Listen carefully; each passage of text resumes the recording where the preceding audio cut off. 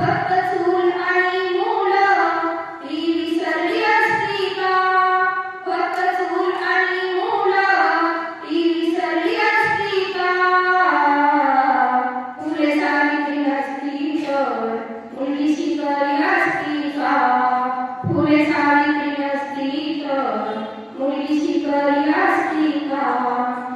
सन 1848 पहिली शाळा पुण्यालाही काढली. अंधश्रद्धा रीतिरिवाज ही बंधने तोडली. स्त्री शिक्षणासाठी हातीपाटी ती दिसली असती का?